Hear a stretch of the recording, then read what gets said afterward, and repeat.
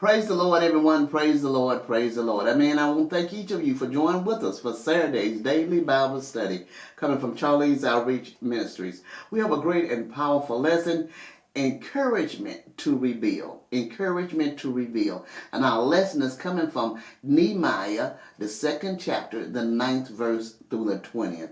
Amen. And this is what we'll be talking about for Sunday's lesson as well, talking about Nehemiah. Amen. And Nehemiah was a leader among leaders. Amen. He has so much to teach us. Amen. In that small book of his in the scriptures, Nehemiah has a lot to teach on leadership. Amen. This is a great and wonderful lesson we're going into. Amen. Encouragement to rebuild. Amen. But before we get started, I want to ask if anything is said touches your heart, soul, or spirit. If you have any questions or comments, please feel free to jot them at the screen below, and I will get to them as soon as possible. Also, if you would subscribe to my channel and join with us as we gather together to study and meditate on the word of the Lord. Before we get started, I want to give a question to all those that are listening in. What would be a great day of the week to do a live Bible study? Amen. Where you and I can encourage and talk to each other. We'll start out not on Zoom yet, but we'll start out where I get on live, and each of you can respond and speak of the lesson while we're on that, and then we're going to shortly move to Zoom to where we can all come in together. But think of a day that would be beneficial and time that would be beneficial to the body of Christ, and put it in the bottom below in the comments. I'd appreciate it very much. Amen. So we're going to move right into our lesson, but let's have prayer first. Amen. Dear God in heaven, we thank you, Father. We thank you for all the many blessings that you bestow upon us. We thank you for making a way out of no way. We thank you for leading and guiding us in your true path of righteousness. We thank you, Father, for holding us in the hollow care of your hand, strengthening us and building us up where we're weak, in the mighty name of Jesus. Lord, we give you the honor, the glory, and the praise. Father, we thank you for all that you have done, you is doing, and you shall do in each of our lives. You are our light and our shining armor. In whom shall we fear?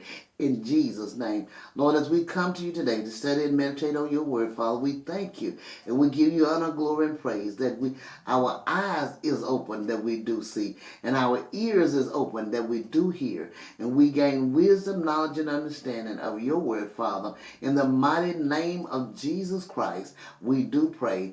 Amen, amen, and amen. All right, we're going to get ready and move right into our lesson, encouragement to rebuild. Encouragement to rebuild, coming from Nehemiah 2, verses 9 through 20. Amen. And it's talking about Nehemiah inspecting the Jerusalem walls before he get ready to rebuild. Amen. Verses 9 and 10 say, Then I came to the governors of the province beyond the river and gave them the king's letters. Now the king has sent with me officers of the army and horsemen. Verse 10 says, But when Sanballat the Horonite and Tobiah the Ammonite servant heard this, it displeased them greatly that someone had come to seek the welfare of the people of Israel. Amen. As we look at this passage, it said the timbers that Nehemiah was asking for were possibly from trees growing in an area near Jerusalem. So they would not have to be carried far or carried a great distance. This was a generous king, and he granted the request of Nehemiah. He realized these were not for Nehemiah's own use, but for the wall and gates that he went to repair.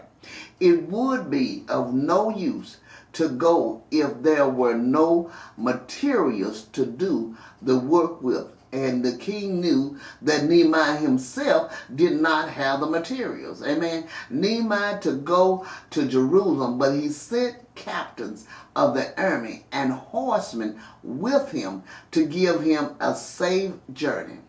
The governors received Nehemiah with his proof of the blessings of the king written in the letters he had sent. Amen. Nehemiah had during his time of waiting, we can see that he put his time to use. Those that know something about this chapter, about Nehemiah's and what he when he heard about Jerusalem walls, he cried and prayed, and it took several months before a opening came for Nehemiah to speak to the king about this. Although Nehemiah was a cupbearer for the king, which means he was in his presence frequently, amen, and that he was of status with the king, amen. So, but yet and still, Nehemiah was waiting till God gave him the okay to go forward with this, amen. So as he went forward, and when the time came, and he asked him what he wanted, and he said he wanted to go and repair the wall of his fathers. And so as he said so, he said, and if he would, give him letters to that he might get the timber that he needed. Amen. As we see, he was probably, as it appears that not all of the governors were pleased. He was probably of Samaria, probably talking about Tobiah and Sanballat. Amen. They were jealous of those of Judah. Sanballat and Tobiah were not eager to help. Judah was not eager to help Judah. Tobiah was an Ammonite and especially did not like Judah people. Amen. They would both rather see them destroyed than the king sending Nehemiah to help them. Amen. They really didn't want them to profit. They wanted them to see them go further down. Amen. Verse 11 and 12 says, "So I went to Jerusalem and was there 3 days. Then I arose in the night, and I and a few men with me. And I told no one what my God had put into my heart to do for Jerusalem. There was no animal with me but the one on which I rode." Verse 13 says, "I went out by night by the Valley Gate to the Dragon Spring and to the Dung Gate, and I inspected the walls of Jerusalem that were broken down, and its gates that had been destroyed by fire." And so we see here, before he entered on any business, resting himself first from the fatigue of the journey and receiving the visits of his friends, as Ezra before him did. Ezra 8 and 32. Nehemiah was not ready at this point to make everyone aware of his mission. He was not part of the system in Jerusalem, and they were not part of him. They did not know him like that. So he had to get things together and continue to pray. As you read the scripture, you see that Nehemiah prayed throughout the entire situation and throughout the entire portion of him rebuilding the wall and everything that had to be taken care of. Amen. It would be a shock when he explained why he was there. He kept it very quiet and went out to survey the damage during the night. He didn't want everybody to know what he was there for. He wanted to know what was needed first, so he could know what to ask for. You don't open your mouth till you know what you need first. It says, so no one would know what he was doing. This lets us know that the damage to the wall was was extensive. He went to several areas of damage to figure out how many trees he would need to repair the wall. Amen. In verse 14 it said, "Then I went on to the fountain gate and to the king's pool, but there was no room for the animal that was under me to pass." Verse 15, "Then I went up in the night by the valley and inspected the wall, and I turned back and entered by the valley gate, and so returned." Verse 16, "And the officials did not know where I had gone or what I was doing. I had not yet told the Jews, the priests, the nobles, the officials, and the rest who were to do the work. He hadn't said it to nobody, not even the ones that was going to end up doing the work. He didn't tell nobody. And so the king's pool may have been Hezekiah's pool of Siloam, which was beside the southern tip of the eastern ridge. As we kept comparing verse 3, chapter 3, verse 15, he sent out from the west side of the city, coming out of the ruined gateway, and turned left toward the south, and so round to the eastern side. Then he was forced to dismount, for there was no place for the beast to pass, and he proceeded on foot along this ridge above the Kidron Valley, and turned back to his starting point. As we see here, Nehemiah went a great distance, did quite a bit during that night.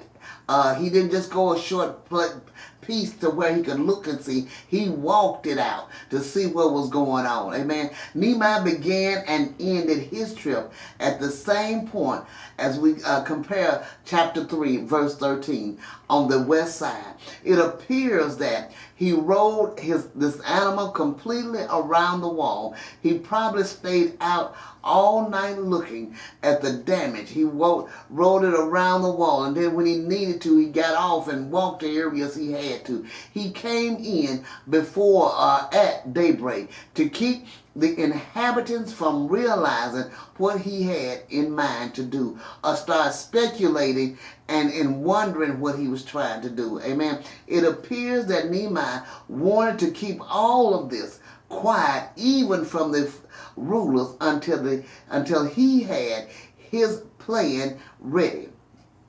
He had not even asked for workers yet. The first thing to do was to find out what would be needed to complete the work, and then he could would be able to tell them what he wanted them to do. Amen. First, in any plan, like I said, Nehemiah is a book in the Bible that gives great advice if you listen to what the word is saying on leadership in any area of your life. It gives great advice on leadership, his prayer life, his going to God, and his waiting until he had confirmation or understanding that God was leading him to go forward. Amen. And as he did so, he stayed in doing what the will of God was, and without having troubles or situations. Amen. And said in verse 17, then I said to them, you see, the trouble we're in now, how Jerusalem lies in ruins with its gates burned. Come, let us build the wall of Jerusalem, that we may no longer suffer diversion. It said, for I told them, verse 18, of the hand of my God that had been upon me for good, and also of the words that the king had spoken to me. And they said, let us rise up and build. So they strengthened their hands for the good work. Verse 19, but when Sanballat the Horonite and Tobiah the Ammonite servant and Geshem the Arab heard of it, they jeered at us and despised us and said, what is this thing that you are doing? Are you rebelling against the king? Verse 20, then I replied to them, the King of heaven, the God of heaven, will make us prosper, and we, his servants, will arise and build, but you have no portion or right or claim in Jerusalem. First of all, realize that the men first it was already wrought with them for coming to help the Israelites and the Jews there. But one of the bigger things was to say, hey, you ain't got no part in it. You can't help out and try to lead or take over what we are doing for the Lord. Amen. And so after he had all of his plans ready, he told them of what he wanted to do. I am sure he also told them of the trees available to them to do the work. I would imagine he told them about the trees that was available, and also told them that he had got permission from the king to get the trees, as he was telling them that the hand of his Lord was, of his God was upon him, that to go forward, amen, to do the will of the Lord, to have God had opened the door for him, amen. It said, I am sure he also told them of the trees available to them to do the work. He would need their laborers to help him in the work. He explains that this would be a benefit to all of them. At first, it was difficult for them to understand why a total stranger would want to come and do such a difficult task with nothing to gain for himself. But as they realize here, they see that he was a child of God, that he was a Jew as they was. So this is open their eyes to see, oh, this is why. And Nehemiah did not say you all are in disgust because of the way the walls look and the way that it looks around here. He said we. He took part in what we need to do and what we have to do to accomplish this. Amen. And said he got all of the help he needed when he told them that God wanted him to do this. And the king allowed him to come and provide the timber. These 3 Arabs were from 3 different directions, but none of them wanted a wall to be built around Jerusalem. They laughed and made light of the idea because they didn't think he could do it. Nehemiah attempting to do this. They had forgotten the power of God. They were trying to say that Nehemiah wanted to build a wall so he might rebel against his king. Of course, this was not true because they was on the outside. They did not know that the king had gave them permission. Because the king was in favor of him building the wall, Nehemiah realized that God sent him on this mission. He told these Arab leaders opposed to the building of the wall that they would have no portion in it. God would see that the walls were rebuilt. Nehemiah put his trust in God. Amen. And as we are to put our trust in God, amen, this is a wonderful and powerful lesson as we see here that Nehemiah had trust and faith in God. Now he comes to Jerusalem, asks people to help him rebuild a wall, and says it's for us. Even though Nehemiah was not from there, he was raised in